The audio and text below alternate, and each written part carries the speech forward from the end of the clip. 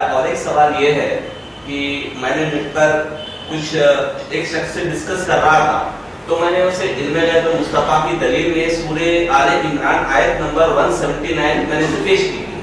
تو وہ آیت اسے کچھ عربی بھی آتی ہے، تو وہ آیت پڑھ کر وہ یہ کہتا ہے کہ خدا کی قسم اس میں کوئی علم غیب کا مفہوم ہے ہی نہیں، صرف اس میں اسلام کے متعلق علم ہے. تو آپ وہ آیت سورہ آل عمران 179 کا لفظ چو لفظ ترجمہ کر کر سنا دیجیے. سبحان اللہ. اللہ تعالیٰ یوں ہی ہم سب کو علم دین سیکھنے کی توفیق نصیب فرمائے. ایک ایک لفظ کا ترجمہ آپ سنیں.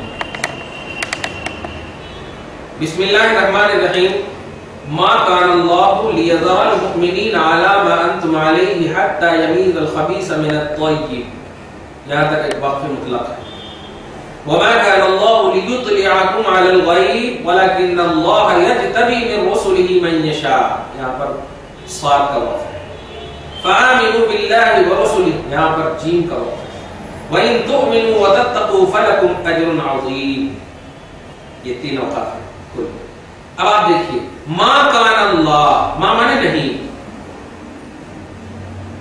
کانا اس کے اندر شان کے معنی پوشیدہ ہے. اللہ کی یہ شان نہیں کہ یذا وزرا یذر چھوڑ دینا، لیذا المؤمنین کے مومنوں کو وہ چھوڑ دے، علی ما انتم ان حالت پر جن پر وہ پہلے سے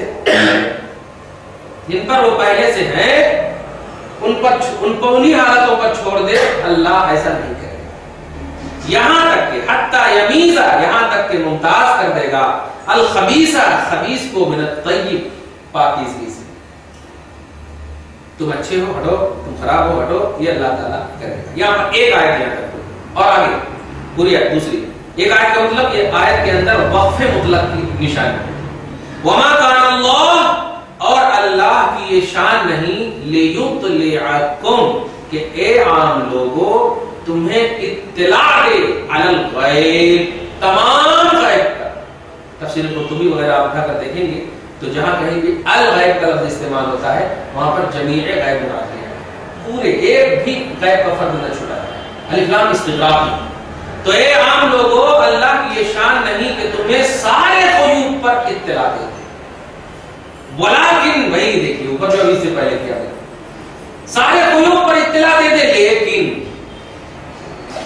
سیم وہی بات. زید آیا لیکن بکر، مطلب بکر نہیں آئے. آپ آئے لیکن وہ، مطلب وہ نہیں آئے. تو ایسے ہی اے عام لوگوں اللہ کی یہ شان نہیں کہ تمام غیب پر اطلاع دے دے، لیکن. تو اب دیکھیے گا شان نہیں اطلاع دینے کی، تو اب مانا ہوگا کہ شان ہے کیا پھر اطلاع دینے کی. اب اطلاع دینے کی شان معلوم ہوگی، وہاں پر شان نہیں. اللہ کی یہ شان نہیں کہ اے لوگوں تمہیں غیب پر مطلع کر دے. تو اب مانا کیا ہوگا آگے، لیکن اللہ یجتبی من رسلہ من یشاء، اللہ تعالیٰ پسند کر لیتا ہے، سلیکٹ کر لیتا ہے، چن لیتا ہے، من رسلہ اپنے رسولوں میں سے، من یشاء جنہیں چاہتا ہے. سبحان اللہ.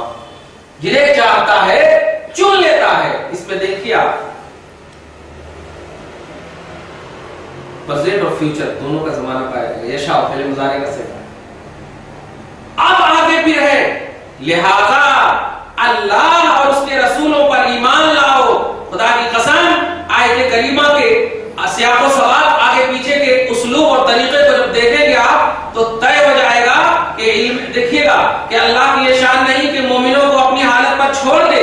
اگر ان آیت کے بعد کہتا کہ اے لوگوں ایمان لاؤ اللہ اس کے رسول پر، تو ایک بات سمجھ میں آتی کہ اللہ کی یہ شان نہیں کہ مومنوں کو چھوڑ دے، مطلب اللہ کی یہ شان ہے کہ ان پر ایمان لایا جائے، ان کے رسول پر ایمان لایا جائے. مگر نہیں، اللہ تعالیٰ جب اپنے چنندہ رسول کو غیب عطا کرنے کی شان بیان کر رہا ہے تو کہہ رہا ہے کہ ایمان لاؤ اللہ اس کے رسول پر. سبحان اللہ. تو مطلب کیا ہوتا ہے کہ علم غیب اتنا عظیم الشان اللہ کے رسول کو ملا ہے، اللہ کے رسول کو اتنا عظیم الشان فضل اور انعام ملا ہے. خدا کی قسم کہ اللہ فرما رہا ہے لہذا اللہ اس کے رسول پر ایمان لانا. غیب کی نوازش اور اطلاع کے بعد ایمان لانے کا جملہ بتا رہا ہے کہ علم غیب کا انکار کفر ہوگا۔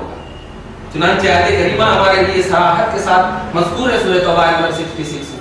لہذا آپ ایک ایک لفظ کا ترجمہ سن لیا آپ نے کہ اللہ کی یہ شان نہیں کہ مومنوں کو ان کی حالت پر چھوڑ دے یہاں تک کہ خبیث کو طیب سے وہ ممتاز کر دے گا، اور اللہ کی یہ شان نہیں کہ اے عام لوگوں تمہیں غیب پر اطلاع دے، مطلع کر دے، لیکن اللہ تعالیٰ اپنے رسولوں میں سے جسے چاہے گا پسند کر لے گا غیب کے لیے۔ لہذا اللہ اس کے رسول پر یقین رکھو، اللہ اس کے رسول پر ایمان رکھو۔ سبحان اللہ۔